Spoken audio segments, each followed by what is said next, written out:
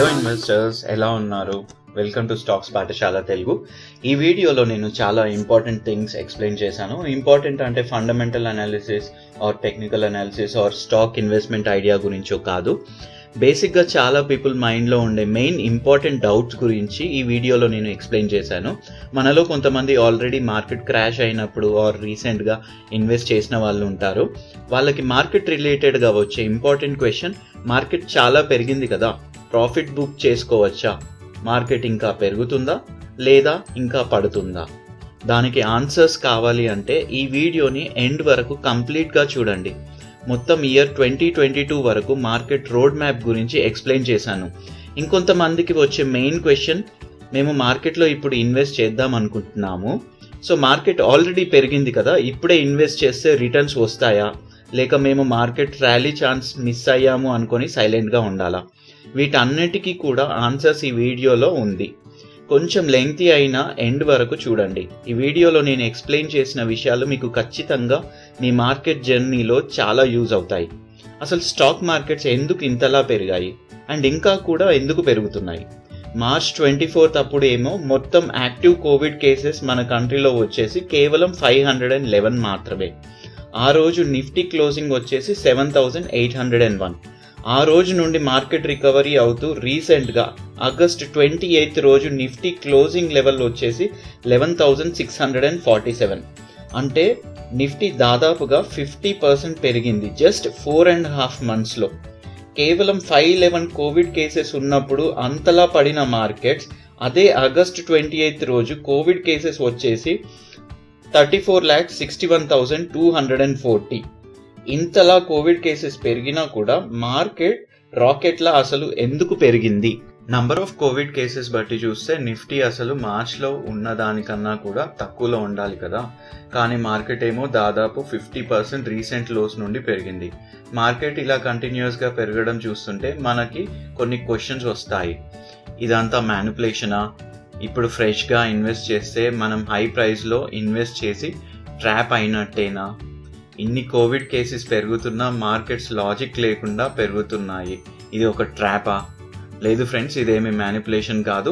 Markets ఇంతలా పెరగడానికి reasons ఏంటో తెలుసుకుందాం. దానికి లాజిక్ కూడా ఉంది.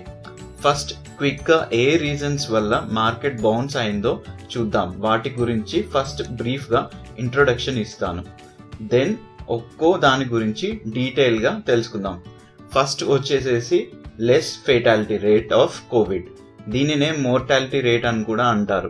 ఫేటాలిటీ రేట్ అంటే కోవిడ్ వచ్చిన వాళ్ళలో ఎంతమంది చనిపోతున్నారు అని ఫేటాలిటీ రేట్ పర్సెంట్ చెప్తుంది. ఫర్ ఎగ్జాంపుల్, ఫేటాలిటీ రేట్ 6% అయితే 100 పీపుల్కి కోవిడ్ వస్తే 6 people చనిపోతున్నారన్నమాట. నెక్స్ట్ వచ్చేసి quantitative easing by major central banks. ఇది కొంచెం complex and important topic, so దీని గురించి డీటెయిల్గా ఎక్స్ప్లెనేషన్ ఈ వీడియోలోనే తర్వాత తెలుసుకుందాము. Next is relief measures and packages announced by governments. మన ఇండియన్ గవర్నమెంట్ కూడా ఆత్మనిర్భర్ భారత్ అనే స్టిమ్యులస్ ప్యాకేజ్ అనౌన్స్ చేసింది. నెక్స్ట్ వచ్చేసి unlock of lockdown. March last week నుండి దాదాపుగా మన కంట్రీలో 2 months లాక్డౌన్ ఉండింది.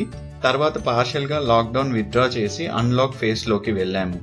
దీని గురించి మన అందరికీ తెలుసు కాబట్టి డీటెయిల్గా మళ్ళీ ఎక్స్ప్లెయిన్ చేయను.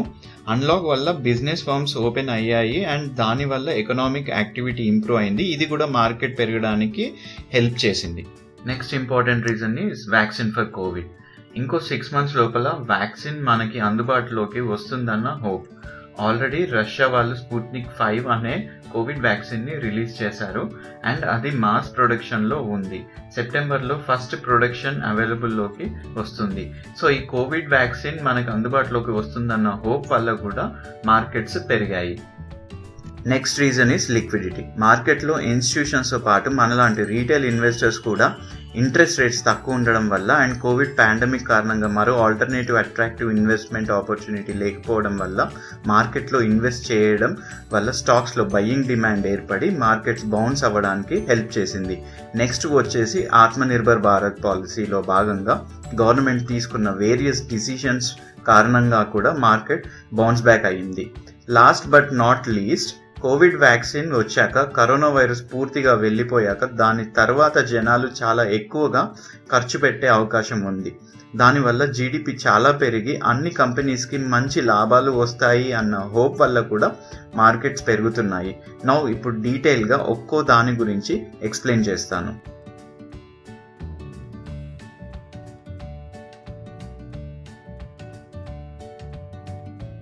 First reason is less mortality rate. Already mortality rate అంటే ఏంటో తెలుసుకున్నాము. ఇన్ మై ఒపీనియన్ ఇది one of the main reason for market to bounce.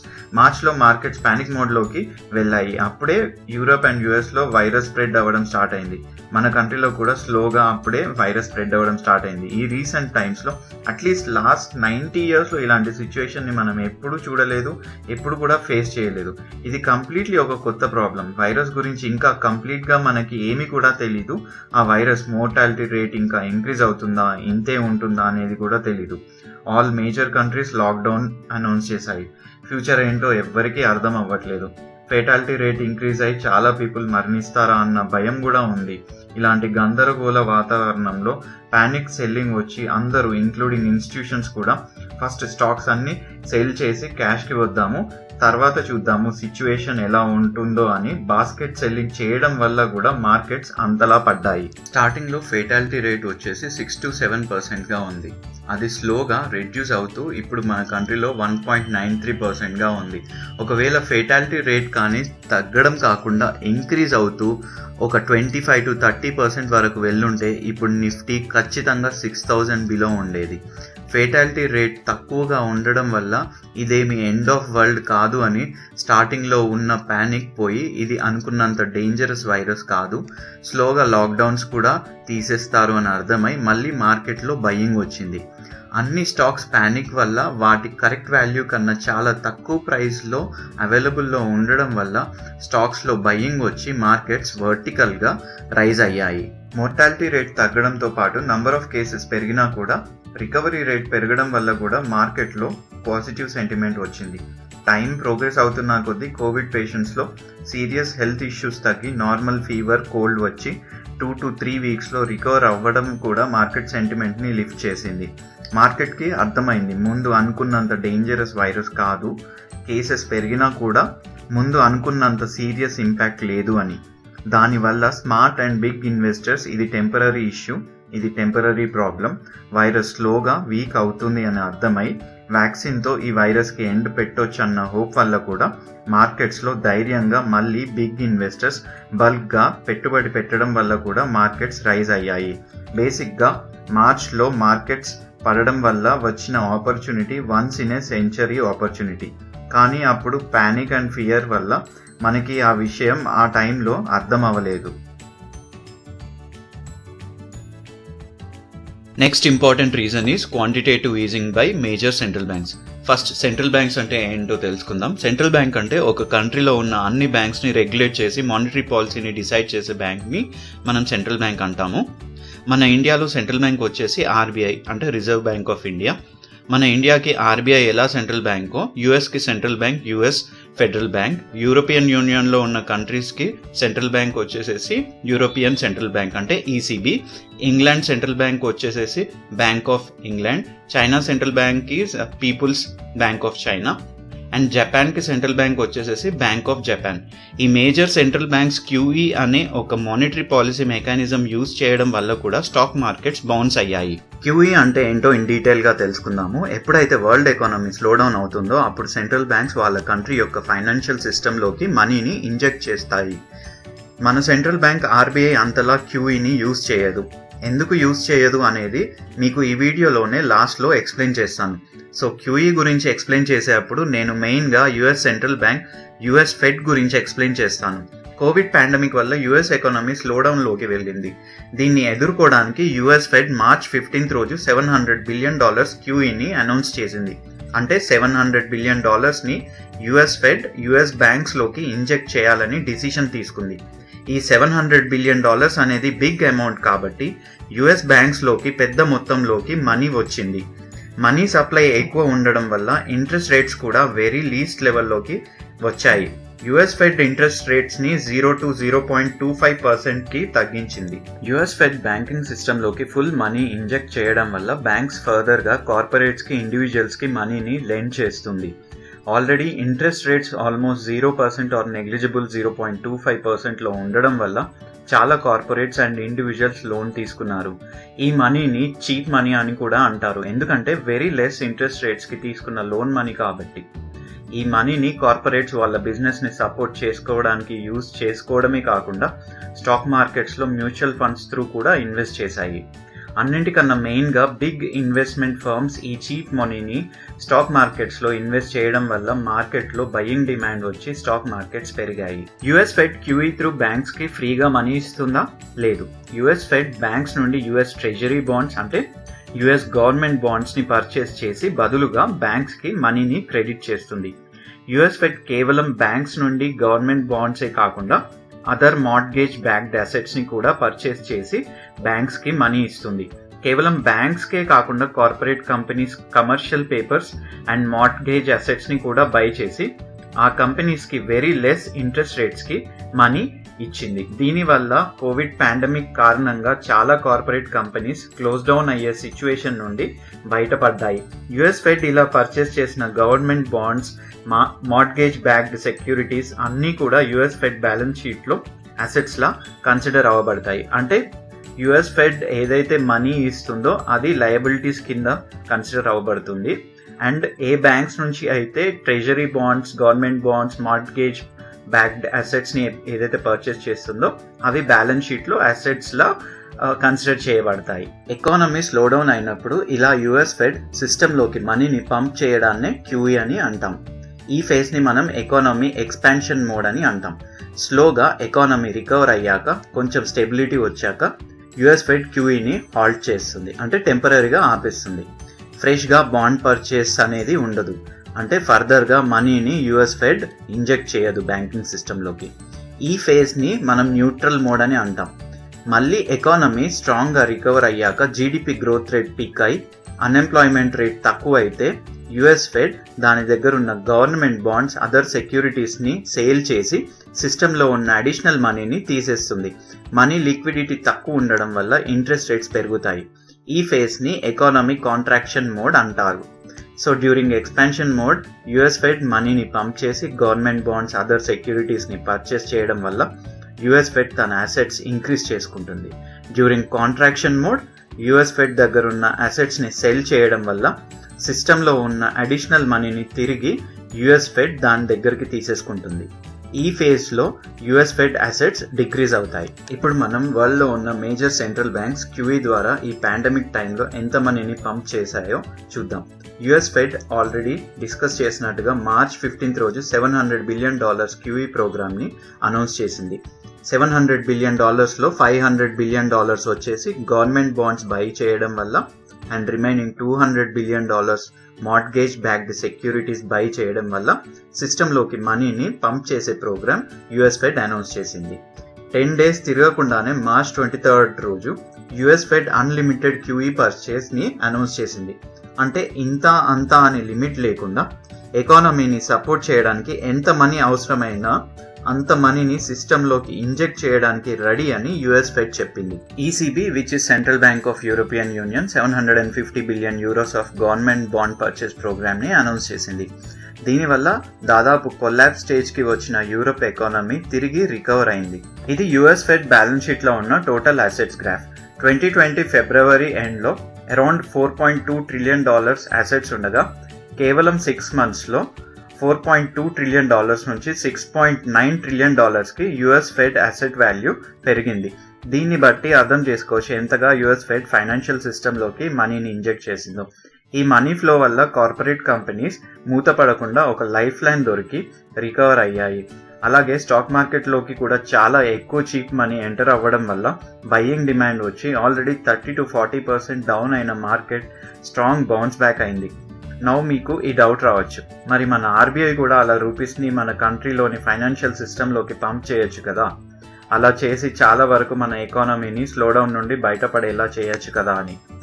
Dollar or euro global currencies, వాటిని ప్రింట్ చేసి పంప్ చేయడం వల్ల అంత పెద్ద రిస్క్ ఏమీ ఉండవు.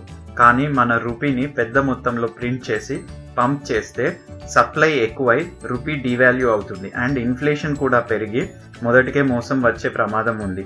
దాని వలన ఆర్బీఐ యుఎస్ ఫెడ్ లాగా ఆర్ ఈసీబీ లాగా క్యూఈ త్రూ ఎక్కువ మొత్తంలో కరెన్సీ ప్రింటింగ్ చేయదు. ఇప్పుడు relief measures and packages announced by US government and Indian government గురించి తెలుసుకుందాం.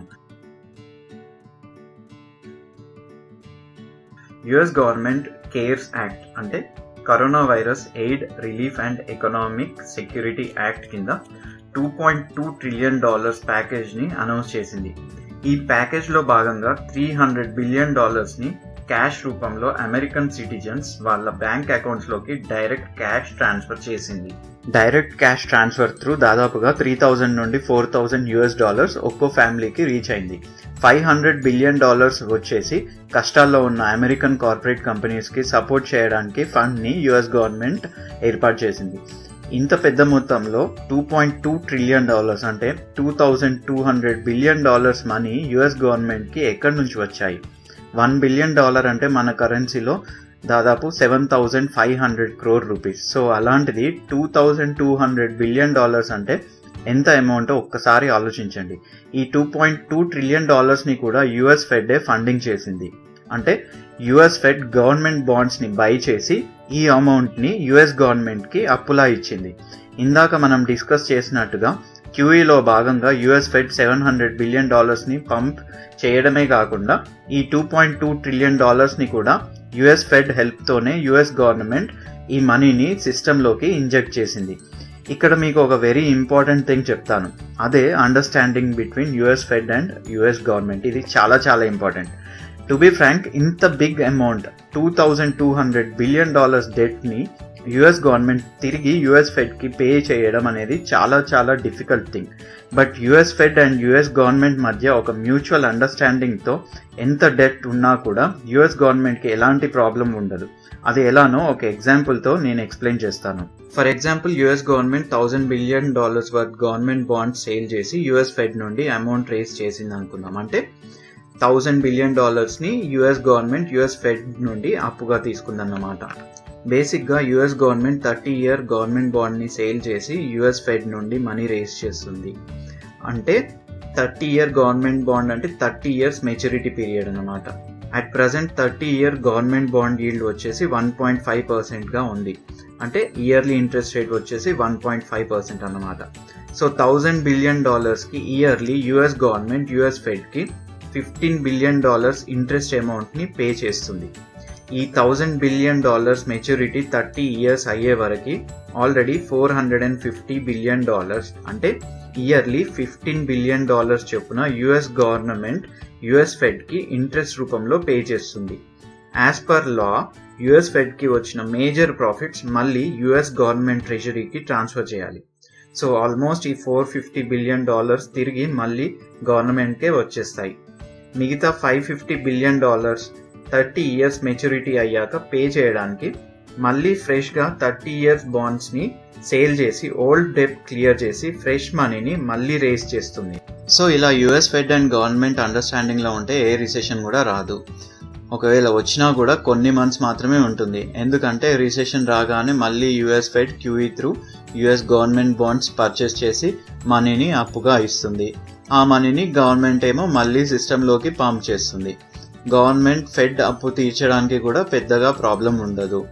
ఎందుకనంటే సేమ్ క్లెవర్ మెకానిజంతో యుఎస్ గవర్నమెంట్ దాని ఓల్డ్ డెట్ని క్లియర్ చేయడానికి ఫ్రెష్ గవర్నమెంట్ బాండ్స్ని యుఎస్ ఫెడ్కి సేల్ చేసి ఫ్రెష్ మనీ రేస్ చేస్తుంది.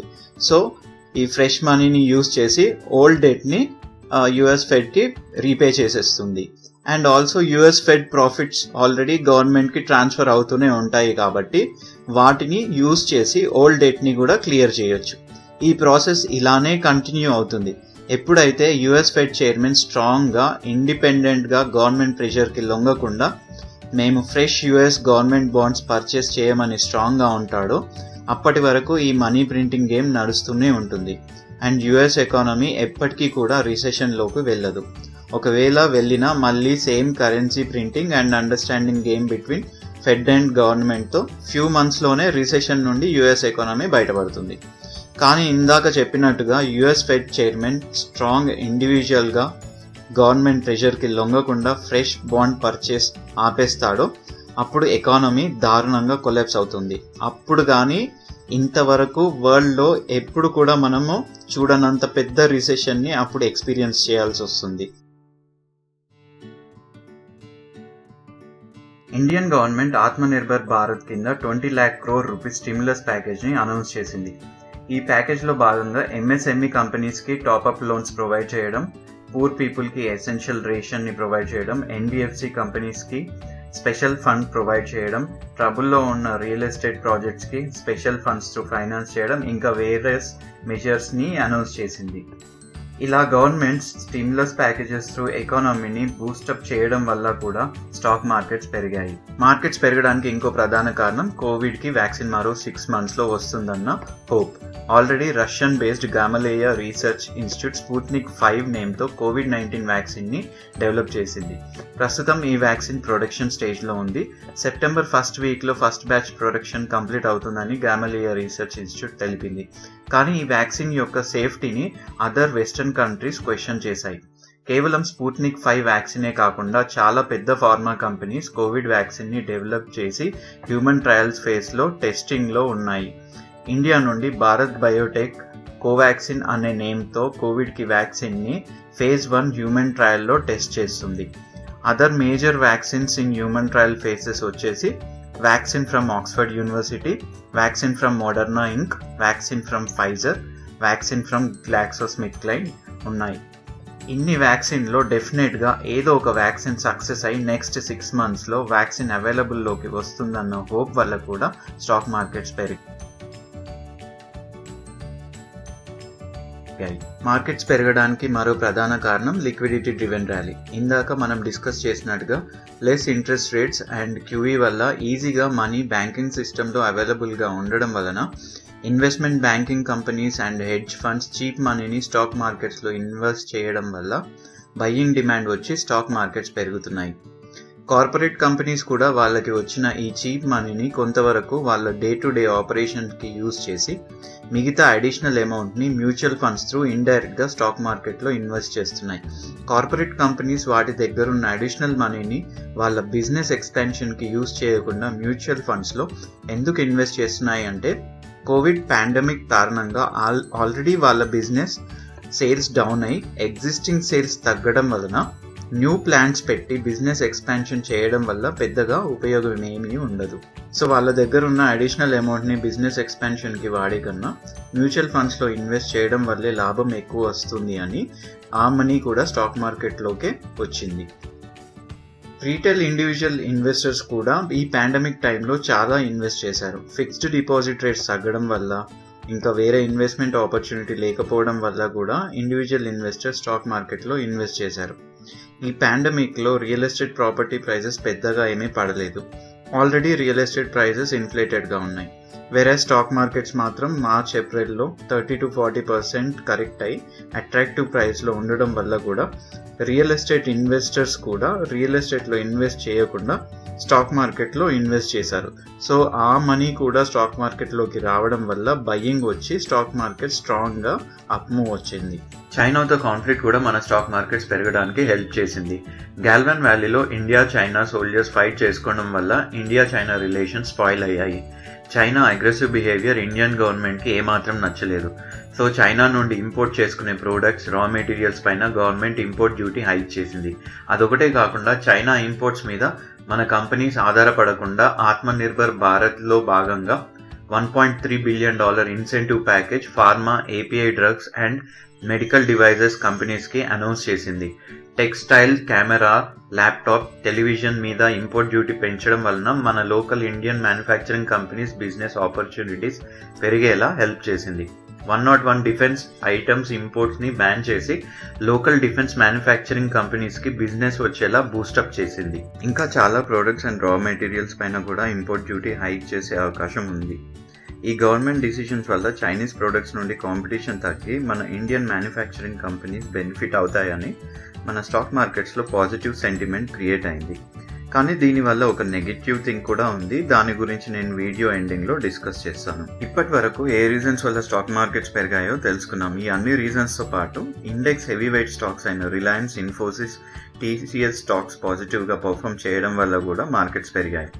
రిలయన్స్ గురించి మనకి తెలుసు. జియోలో all big global companies like Google, Facebook invest చేయడం వల్ల సెంటిమెంట్ పాజిటివ్ అయి స్టాక్ ప్రైస్ చాలా పెరగడం జరిగింది. అన్ని IT companies last quarter results పాజిటివ్గా ఇవ్వడం వల్ల కూడా ఆ స్టాక్స్లో ర్యాలీ వచ్చి ఇండెక్స్ పెరిగేలా హెల్ప్ చేసింది. ఇప్పుడు నెక్స్ట్ మనం Indian stock market future road map గురించి తెలుసుకుందాము. నిఫ్టీ మళ్ళీ 9,000 లెవెల్స్కి క్రాష్ అయ్యే అవకాశం ఉందా? నా అనాలిసిస్ ప్రకారం నిఫ్టీ మళ్ళీ 10,000 బిలో వెళ్లే అవకాశాలు చాలా తక్కువ. ఓన్లీ ఏదైనా big negative news like COVID mortality rate సడన్గా 15 to 20%కి ఇంక్రీజ్ అవ్వడం, ఆర్ఎల్స్ ఇండియా చైనా వార్ అవ్వడం తప్పితే మార్కెట్ మళ్ళీ 10,000 బిలో వెళ్లే అవకాశాలు చాలా తక్కువ. అట్ మ్యాక్స్ నిఫ్టీ కరెక్షన్లో 10,450 వరకు వెళ్ళొచ్చు. అంతకు మించి 10,450 బిలో వెళ్లే అవకాశాలు చాలా తక్కువ. మార్కెట్స్ ఆల్రెడీ నెక్స్ట్ 6 monthsలో కోవిడ్కి వ్యాక్సిన్ వస్తుందని ఎక్స్పెక్టేషన్తో ఆల్రెడీ ఆ ఈవెంట్ని ప్రైజింగ్ చేసుకుంటుంది. ఇన్ కేస్ వ్యాక్సిన్ ఫెయిల్ అయినా ఆర్ఎల్స్ డిలే అయినా కూడా మార్చ్ ఆర్ ఏప్రిల్లో చూసినట్టుగా హెవీ కరెక్షన్ ఉండదు. ఎందుకంటే మనం మొదట్లో డిస్కస్ చేసినట్టుగా కోవిడ్ మోర్టాలిటీ రేట్ అనేది డిక్రీజ్ అవుతుండడం వల్ల ముందు ఉన్నంత భయం ఇప్పుడు లేదు.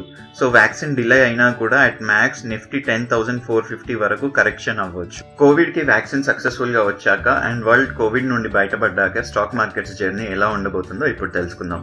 వ్యాక్సిన్ అవైలబుల్లోకి వచ్చాక అందరూ కోవిడ్ వల్ల ఇన్ని డేస్ ఫేస్ చేసిన ఫ్రస్ట్రేషన్ నుండి బయటకు రావడానికి అండ్ సెలబ్రేట్ చేసుకోవడానికి ట్రావెల్ మీద, entertainment, hospitality, hotels and consumer durable sectors మీద చాలా స్పెండ్ చేస్తారు.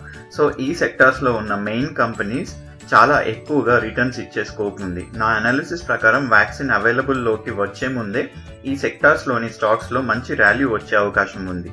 ఆల్రెడీ ఈ సెక్టార్స్లోని మెయిన్ స్టాక్స్లో రష్యా వ్యాక్సిన్ డెవలప్మెంట్ అనౌన్స్ చేశాక 20 to 40% ర్యాలీ ఆల్రెడీ వచ్చింది.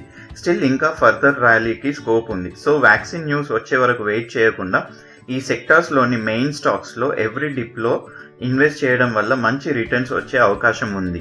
ఓన్లీ రిస్క్ ఈజ్ ఒకవేళ కోవిడ్ వ్యాక్సిన్ ఫెయిల్ అయితే ఆర్ఎల్స్ డిలే అయితే ఈ స్టాక్స్ మళ్ళీ పడే అవకాశాలు ఉంటాయి. సో రిస్క్ రివార్డ్ చూసుకొని ఈ సెక్టార్స్లోని స్టాక్స్లో ఇన్వెస్ట్ చేయొచ్చు. వ్యాక్సిన్ వచ్చాక ఇనిషియల్ 2 quartersలో జీడిపి గ్రోత్ డబుల్ డిజిట్స్లో ఉండే ఛాన్స్ ఉంది due to high consumer spending. So market ఆ డబుల్ డిజిట్ జీడిపి గ్రోత్ని ఎక్స్పెక్ట్ చేసి ఇప్పటి నుండే స్టాక్ మార్కెట్స్ పెరిగి ఆ సినారియోని ప్రైజింగ్ చేసుకుంటుంది. After vaccine Nifty all time high 12,430ని క్రాస్ అయ్యే ఛాన్స్ ఉంది. ఫార్మా అండ్ కెమికల్ స్టాక్స్లో ప్రాఫిట్ బుకింగ్ అవకాశాలు ఉన్నాయి. వ్యాక్సిన్ అందుబాటులోకి వచ్చి అందరి వద్దకు రీచ్ అయ్యాక అప్పుడు యూఎస్ గవర్నమెంట్కి మన ఫార్మా కంపెనీస్ నుండి కోవిడ్ పాండమిక్ టైంలో ఉన్నంత అవసరం అప్పుడు ఉండదు. సో మళ్ళీ యూఎస్ గవర్నమెంట్ FDAని యూజ్ చేసి మన ఇండియన్ ఫార్మా కంపెనీస్ మీద ఇంపోర్ట్ అలర్ట్స్ ఇష్యూ చేసి ట్రబుల్లోకి నెట్టేసి యూఎస్ ఫార్మా కంపెనీస్కి బెనిఫిట్ చేసేలా సిచ్యువేషన్ చేంజ్ అవ్వచ్చు. అలాంటి సినారియోలో మన ఫార్మా కంపెనీస్ చాలా మటుకు పడిపోయే అవకాశాలు ఉన్నాయి. మీరు గమనిస్తే కోవిడ్ పాండమిక్ ముందు యుఎస్ FDA ఎవ్రీ మంత్ ఏదో ఒక మన ఫార్మా కంపెనీ మీద ఇంపోర్ట్ అలర్ట్ ఇష్యూ చేసి ట్రబుల్ చేసేది. కానీ కోవిడ్ పాండమిక్ టైంలో యుఎస్ మన ఫార్మా కంపెనీస్ ఎక్స్పోర్ట్ చేసే డ్రగ్స్ మీద హెవీగా డిపెండ్ అవ్వడం వల్ల ఒక్క కంపెనీ మీద కూడా ఇప్పటి వరకు ఇంపోర్ట్ అలర్ట్ ఇష్యూ చేయలేదు. అంటే అవసరం తీరాక మళ్ళీ యుఎస్ ఫార్మా కంపెనీస్కి బెనిఫిట్ చేయడానికి యుఎస్ గవర్నమెంట్ FDAని మళ్ళీ రంగంలోకి దింపి మన ఫార్మా కంపెనీస్ మీద ఇంపోర్ట్ అలర్ట్స్ ఇచ్చే అవకాశాలు చాలా ఉన్నాయి. సో ఫార్మా స్టాక్స్లో వ్యాక్సిన్ అవైలబుల్లోకి వచ్చే టైంలో ప్రాఫిట్ బుక్ చేసుకోవడం ఉత్తమం. గ్రాడ్యువల్గా automobile, capital goods, infra, real estate and banking సెక్టార్లోని స్టాక్స్లో మంచి రికవరీకి స్కోప్ ఉంది. ఈ సెక్టార్స్లోని టాప్ ఫండమెంటల్లీ స్ట్రాంగ్ కంపెనీస్లో ఇన్వెస్ట్ చేయడం వల్ల మంచి రిటర్న్స్ పొందే అవకాశం ఉంది. స్టాక్ మార్కెట్స్లో ర్యాలీ కంటిన్యూస్గా ఫర్ ఎవర్గా ఉంటుందా? ఒకవేళ వ్యాక్సిన్ నెక్స్ట్ ఇయర్ మార్చ్లోగా అందుబాటులోకి వచ్చాక number of active Covid cases చాలా మటుకు తగ్గాక నిఫ్టీ ఆల్ టైమ్ హైని క్రాస్ చేసే అవకాశం ఉంది. వ్యాక్సిన్ వచ్చాక కొన్ని మంత్స్ వరకు మార్కెట్స్లో ర్యాలీ ఉండే అవకాశం ఉంది. మనం అనుకోవచ్చు వ్యాక్సిన్ వచ్చేసింది, ఇంకా ఎలాంటి ప్రాబ్లమ్స్ ఉండవు, స్టాక్ మార్కెట్స్ ఇలాగే కంటిన్యూగా పెరుగుతాయని. కానీ మనం అనుకున్న విధంగా స్టాక్ మార్కెట్స్ కంటిన్యూగా పెరగవు. ఎందుకు పెరగవు అనే రీజన్స్ పైన ఇప్పుడు డిస్కస్ చేద్దాము. వ్యాక్సిన్ వచ్చాక ఎకనామిక్ యాక్టివిటీ ఇంప్రూవ్ అవ్వడం వలన క్రూడ్ ఆయిల్ ప్రైసెస్ $80 దాటే అవకాశాలు ఉన్నాయి. దానివల్ల ఇన్ఫ్లేషన్ పెరుగుతుంది. ప్రస్తుతం 4%గా ఉన్న రెపో రేట్ మళ్ళీ ఆర్బీఐ 6.5% వరకు స్లోగా పెంచే అవకాశం ఉంది ఇన్ఫ్లేషన్ని కంట్రోల్ చేయడానికి. దీనివల్ల స్టాక్ మార్కెట్స్ కరెక్షన్ మోడ్లోకి వెళ్తాయి. ఇంకో మెయిన్ రీజన్, వ్యాక్సిన్ వచ్చాక యుఎస్ ఎకానమీ కూడా క్విక్గా స్టేబుల్ అయ్యే అవకాశాలు ఉన్నాయి. సో యుఎస్ ఫెడ్ క్యూఈని స్టాప్ చేసే ఛాన్సెస్ ఉన్నాయి. దీనివల్ల ఇప్పటి వరకు మార్కెట్లోకి ఈజీగా ఫ్లో అవుతున్న చీప్ మనీ అలాంటి సిచ్యువేషన్లో అంత ఈజీగా మార్కెట్లోకి ఇన్ఫ్లోస్ ఉండవు. కొన్ని మంత్స్ అయ్యాక యుఎస్ ఎకానమీ స్ట్రాంగ్ అయ్యాక యుఎస్ ఫెడ్ స్లోగా ఇంట్రెస్ట్ రేట్స్ని హైక్ చేసి బ్యాలెన్స్ షీట్లో ఉన్న అసెట్స్ని సేల్ చేసి ఫైనాన్షియల్ సిస్టంలో ఉన్న ఎక్సెసివ్ లిక్విడిటీని తగ్గించే ఛాన్సెస్ ఉన్నాయి.